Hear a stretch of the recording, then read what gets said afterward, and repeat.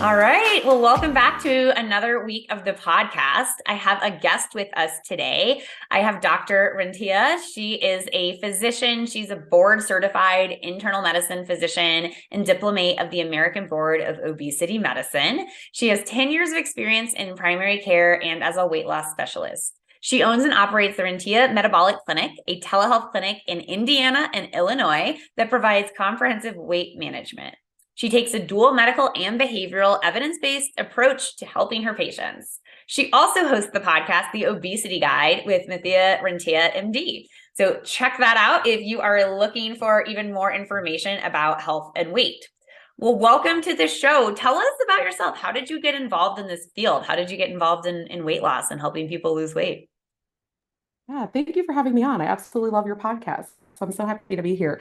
So I found myself with a weight struggle for my entire life. So this is something that's always kind of been part of who I am, that it's something I struggled with. And when I went into primary care after residency, I was seeing patients, and what I would see commonly is that we would sit there adjusting diabetic medications and blood pressure medicines. But when we would really get down to it, we were never really addressing any of the roots of the problem. So perhaps it was insulin resistance, weight management, different things like that. And to be honest, I never had the time to go over a lot of it. I didn't have the correct training as far as medications. I didn't have the time to address different things. And so I started to look into what are ways I can help myself and my patients more, right? It always starts usually with solving your own problem. And so I started to look down different avenues. Number one, getting board certified with obesity medicine, but then also coaching was a really big part for me, was kind of how can I change the way in which I'm thinking about things. And so I started to kind of look at all of this, and I realized that I could help patients in a different way, but it would require taking a different approach than we normally do in medicine. Yeah, that's such a great summary. And it's interesting. I think there's a lot of people in this field who have that lived experience where they, as a physician, were like, look, I know all the supposed, science of eating less and exercising more that I was taught in school. And like, why am I individually still struggling with this? Right. I made it through med school. I'm a really successful person. And somehow, I keep being told I'm doing things wrong when it comes to my weight. And I'm actually surprised how many of my colleagues in this field, that's why they got into it, because they were like, there has to be better answers, to this. So thank you for sharing that, because I think it's probably more powerful in many ways to know that someone's doctor has, lived experience with knowing that this is a really complicated thing. What surprised you in that process? Like what were your biggest take homes, for yourself when you went through that process? I think when I started out, this was probably, I don't know, 6, 7 years ago, I thought there's going to be an answer. There's going to be the one thing I'm going to find, because I think I had like diet culture programming, right? Yeah. And what I came to understand is that I can learn all these different tools. There can be plus or minus some medicine or whatever intervention, whether it's for me or for a patient, but that there's really not going to be like one thing that's going to solve it. It's usually really complex. And that's honestly a lot of the obesity medicine training that helped me, is to realize, even as a physician, I didn't understand how complicated it was. And to know, okay, I'm going to have to keep working at this. Certain things are going to work, they're not. I'm going to have to keep adjusting. I didn't understand that. I thought it was just like, we're going to Yeah. arrive and it's going to be the answer. I was still stuck in that. And I think your point earlier that one of the struggles we have in a traditional family medicine or internal medicine clinic is we just don't have time to do that deep dive into all the things we need to do to help someone with their weight. I don't know what you do in your practice. My initial consult with the patient is usually 60 minutes. I spend an hour, and that's just like gathering information and giving ideas. I'm not even really doing anything yet. And I always warn people, I'm like, we're probably not going to do anything today. I'm just getting information, but it really takes me that full hour to like understand the picture and like what treatment plan is going to make the most sense. Right. I do the same thing. It's an hour. And like you said, we're just like skimming the surface. So I tell people we're just getting started. It's usually going to be kind of months and months until we really maybe get down to what are some of the things that are really pivotal for you. Yeah. Well, glad to know I'm not just slow at it, that it is a long process to really, get to the root of it for a lot of people. One of the things I know you like to talk about, and that comes up a lot of times when we do these intakes with our patients, is emotional eating. And I have a whole podcast episode on that for anyone who wants to go back and hasn't checked that out. Episode 10, we talk about identifying that and some tips on what people can do. But I would love to hear your take, especially with some of the coaching experience that you have and training in that about emotional eating and, how you help identify that, what you do about it, whatever you want to tell us about emotional eating. Great. I love talking about this topic because I feel like this is the thing that's holding a lot of people back. So I always like to keep it simple. So first of all, when we hear the term emotional eating, it sounds really loaded, but I define it as eating for any reason other than physical hunger. So your body is physically not giving you a signal to eat, then it's emotional eating. And in society, we have just been kind of conditioned and programmed that a lot of this is normalized. Like you might go to a birthday party and you're not hungry, but there's birthday cake, everyone's going to have a piece. Or maybe this is just the way I was thinking, but I see this very commonly. Maybe at night I have a snack. So it's times when you're not hungry and you're eating. So it doesn't have to be this really deep, like, oh, grief is running this or things like that. It can literally be positive emotions, negative emotions, anything can run emotional eating. So habits, emotions, all of it. So the easiest way that I tell my patients to identify this is to think, would a food that I have very low desire for, like a dry piece of chicken, a boiled egg, a cheese stick, an apple, would that solve this hunger right now? And if your answer is no, it's emotional hunger. So I like to keep it very simple. So a lot Yes. of patients, when they hear that, they'll come back the next month and they'll say, oh yeah, I asked myself that and I realized an apple wouldn't work. So it's a very simple tool, but it lets you know if it's not physical hunger and it's emotional hunger, meaning that you're eating for other reasons, then we get to start to play around with how else could I solve for that? Because food can only solve for physical hunger. And getting a new relationship with food where you're not always sort of complicating it in the scenario where there's other things going on, but food keeps on being the solve because we do feel better when we eat, right? Like we get a dopamine hit, Absolutely. we can like the taste of it, right? Like I always tell people like it's doing something for you. Otherwise you wouldn't keep doing it. But the first key is, I think, trying to peel back emotional eating, picking some times when you're going to commit to, if I'm not hungry, I'm not going to eat, and see what comes up for you. So that's one of Yeah. the first tools that I like. And the main thing here with emotional eating, if you hear one thing, it's that you've got to start to create a pause. There has to be a pattern interrupt. There has to be a moment where you can choose something different. But if you can't slow things down, you can't question that it even is an urge, which is I'm not hungry, but I want to eat. If you cannot create that pause, you can't have different outcomes with this. You can't change it long term. So many gems there. And I love that question of, like, would something boring, would the boiled egg, would the baby carrots, would something that's like not your favorite food, but that you're willing to eat for fuel, would that solve this? And if not, like, maybe this isn't actual hunger, right? Maybe this is something else. And I think what you said, a lot of times when the term emotional eating can be a little loaded, right? You picture someone who's just had a bad breakup and they're eating the pint of ice cream, right? Like that's the classic in a movie or a TV show.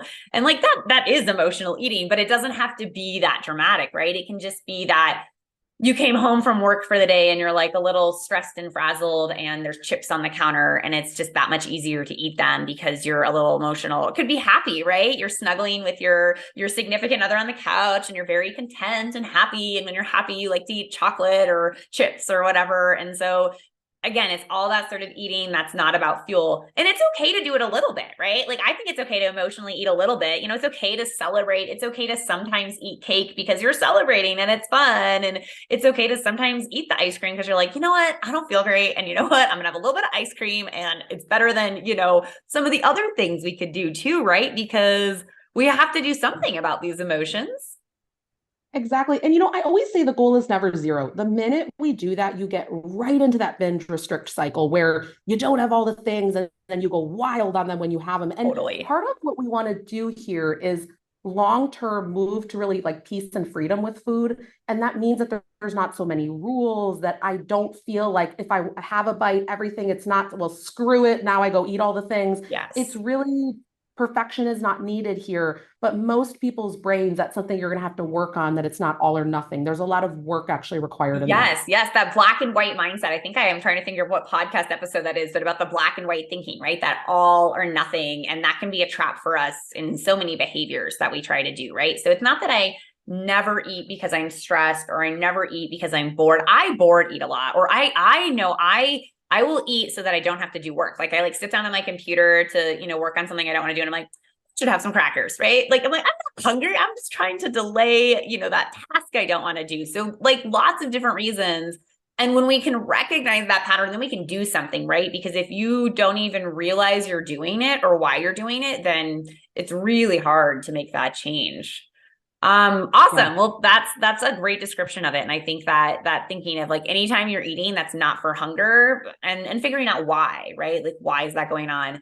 Do you sometimes see people who maybe they struggle to figure out that pause, or they're taking that advice, they're hearing you, but they're finding that they really are not able to apply it? And if so, what do you think of for those people? Yeah, that is more the rule than the exception. So most people, I kind of see working on a new relationship with food, there's almost like four phases to it. I'm going to roughly break this down, but I'm going to say this so it gives clarity to people. So stage one is I've overeaten and done all the things, and then I'm catching it. That's where most people are starting. So you're always overeating. Every time when you're coming home from work, you're stressed, you have the whole pizza. That's fine. That's stage one. Stage two is you're actually in the middle of the overeat and you're telling yourself things like, I shouldn't be doing this. I don't know why I'm doing it, but you still do it, right? Stage three is before you're like, I shouldn't do this, but you still go do it. And notice that's 3 out of 4. So having this moment of awareness where you actually go take different action is actually phase 4, where you catch it, you have a different tool, you change the outcome, you do something different. That's last.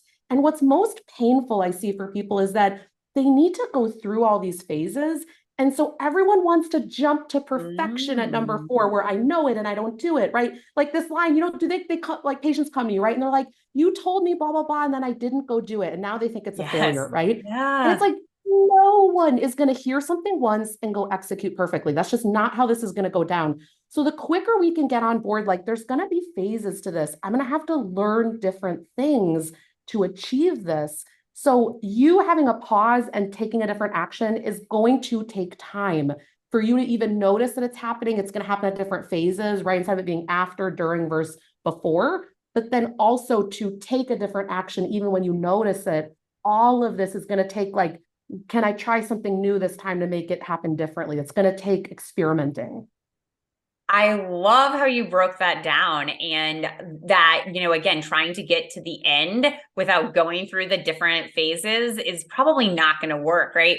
So I sometimes talk about CrossFit. I'm a CrossFit coach. I like CrossFit. I'm not actually that good at CrossFit, so I get coached a lot. And when you're trying to like learn a new move, like you're right, you don't just do it, right? You progress through it. So, if you're trying to work on pull-ups, well, you need to get that strength first, right? So you might just work on hanging from the bar for a while. You might do negatives where you jump up and then you lower yourself down, right? We're not just jumping to the end where you're like, you either can do a pull-up or you don't. You might use bands. You're going to like progress along the way to being able to do this really challenging movement.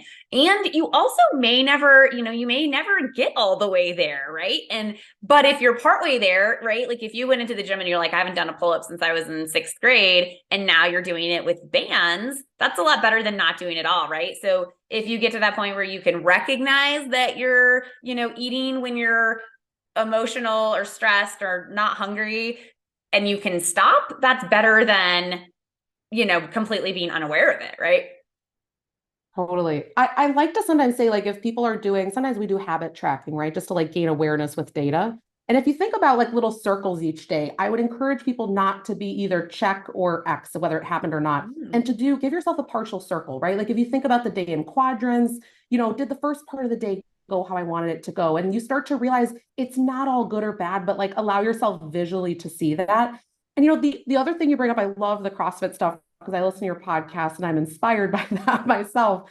But I think it's like Dan Sullivan's 4 C's. It's more of like a business principle, but everyone wants confidence at the end. But really, it's like courage, commitment, capability. Those are things that need to develop first before you have the confidence at the end to know exactly what you're doing and how to navigate different scenarios. Yeah. So just like anything in life, right? There's this progression, and like trying to get to perfect is probably never going to happen for anything we're doing in life, right?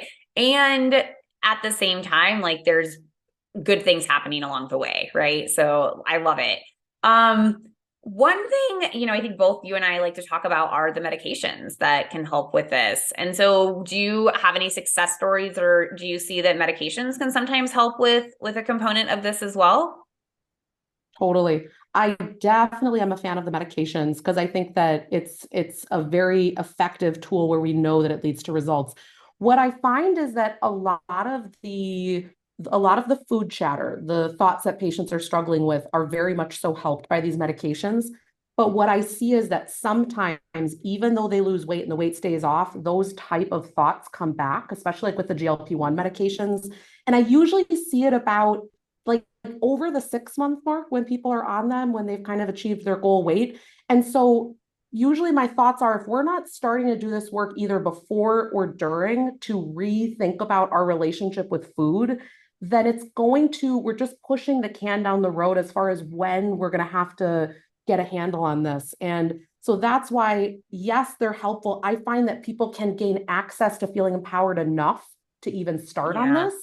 But then, so it's like you're either going to do it before you start the meds, when you're on the meds, when you've been on them a long time. But at some point, usually this type of work is going to need to be done. Otherwise, it continues to be a struggle, even when the weight's down. Yeah, absolutely. Like they go together, right? So when we talk about what we formally do as obesity physicians, we always talk about like our pillars. So nutrition, of course, is key. Exercise is key. The medications are tools, but the behavior change is important too. And they all go together, right? You're going to have the best success if you're using things from all of those categories. And that's why people struggle to use just nutrition or just exercise. And probably we see people who are going to struggle using just medication. They're not going to have as good of results or as long lasting results if they're not doing this. But sometimes the meds can help people do it. I see people who are finally able to have that pause because of the medication. They're like, oh, now I get what you were talking about, right? They're like, I kept trying. And like, my brain didn't do it. And now sometimes with the right medicine, they're like, I can actually do those things I had been trying to do. I mean, a lot of the time I find that if we don't use medications and we're not doing things differently like that, we're not treating any insulin resistance or anything else that's going on. And then a lot of those things, it's like we can't outthink physiology that's not working for us. And so I'm Yeah. not here to say that it's just, thought work. It's really, like you said, all of it, because if your physiology is all screwed up, it's really hard to sit there and balance things out. Most people are not able to do all of it. Yeah, I think that's a great point. If there's an underlying reason why you're struggling, whether that is that you truly don't feel full, right? Maybe you're starting to recognize there's some genetic differences, and some people just don't feel full the same way other people do. Or whether there's that insulin resistance, right? Where you eat a carbohydrate and it sends your body different signals than it does to someone who doesn't have insulin resistance, then it's a lot harder to apply these tools. And so sometimes they're like, they're like, yes, I've heard all of this before, I know how to do it, and it's not working, then maybe like adding a new tool to their toolbox, like a medication, or sometimes even surgery, right? Might be the tool that someone needs to finally be able to do all of these things if it doesn't seem to be working or not adding up the way they're expecting. One of the things I don't think we've really talked about, but you and I had kind of talked about before, is this concept of self-sabotage. And I hear this from my patients frequently. They may describe what happened last time they felt like they weren't able to keep weight off, or they haven't seen me in a couple months and they're like, yeah, it's just, it's self-sabotage. Like, what does that mean to you? How do people recognize it? What is this self-sabotage that people are describing? So there's lots of aspects to self-sabotage, but the way I describe it the most, I like to think in analogies. I want you to imagine like you're walking or jogging along and you've been doing great for 5, 10, 15 miles, and then suddenly you fall over and you don't get up for a few months, right? And so it's this thing where people are doing these great habits, they're doing these great things, and then suddenly they'll use this language like I'm off the wagon, but then they don't Yes. come back to the things. Right. So that's how I define self-sabotage. You were doing a lot of things that were great. And instead of deciding, like when that moment happens, because none of us are going to be perfect, right? Instead of sitting there and saying, okay, well, then doing things in that way didn't work, but here's how I'm going to tweak it. Here's how I'm going to keep going. That moment does not occur. And we just abandon everything we've done and we go back to the old us. And so Yeah. that is like the moment that I define as self-sabotage. Usually, what I see with self-sabotage, it's a scale of magnitude problem. People have been doing too many things too quickly. They're not actually checking in if it works for them. A lot of the time, it's like these external recommendations, but they've never checked, like, does it work with my family? Like sometimes, let's say you join a doctor's clinic and they're really about giving meal replacements, right? But what if you have a family of six at home and you cook dinner every night? That's never going to work, right? But if you Totally. never right? Like if you never said that to the doctor, you might be able to do it a few weeks, but months down the road, you're going to say, to heck with this. These shakes are expensive. I can't stick to it. And then you're going to say, well, I couldn't stick to it. And, I'm giving a very like extreme example, but basically it's usually not fitting in your life. You're not checking in often and you're asking yourself to do too much too quick. So I am a really big fan of this is from the book Atomic Habits by James Clear, 1% upgrade. So these are so small, so reasonable what you're going to bring in. If you have the thought, I don't even know if this is going to work. Like, I don't know if me actually doing this will move the needle. You're probably onto the right thing. I want to give an example. I saw a patient the other day, and this person told me had no movement practice.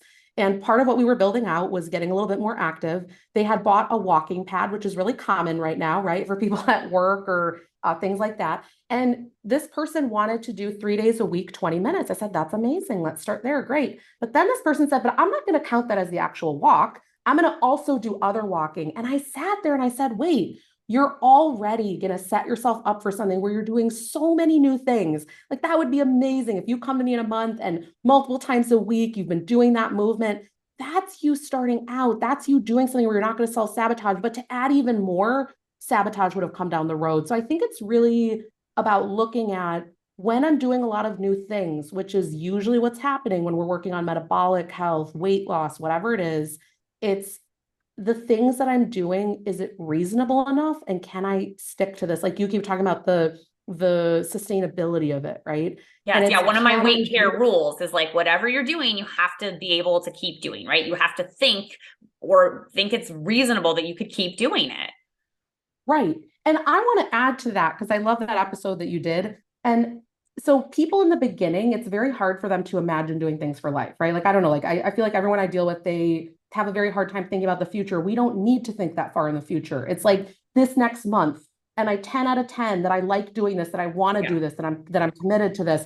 And if not, abort. It's time for something different. But people aren't willing to have that moment of being like, I'm not going to do that. How Right. can I do this in a different way that works? They're not willing to have that conversation with themselves.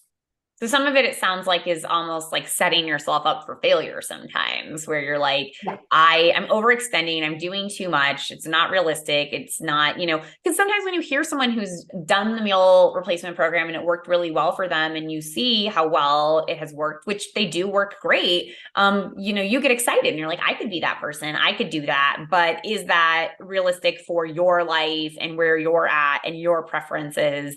And I think, yeah, setting yourself up for failure it sounds like part of this self-sabotage practice.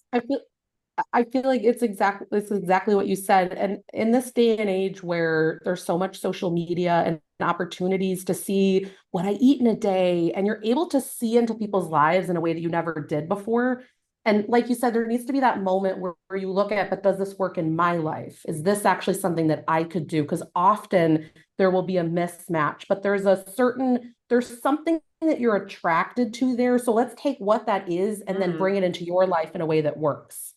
Yeah, yeah, I think that's huge. Figuring out what was appealing to you about that, right? And how do we work to get you that same result? Well, thank you so much. I think that was a ton of helpful information, and thank you for sharing some of your patient stories with how you see this play out in the real world in your clinic. Any final thoughts? Any closing thoughts? Anything you didn't get to say that you want to make sure you share with the listeners?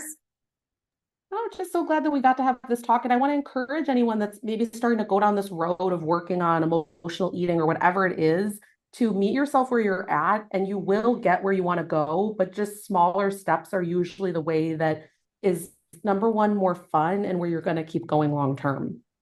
Well, where can people find you if they want to hear more from you or connect with you if they're in Indiana or Illinois where you see people?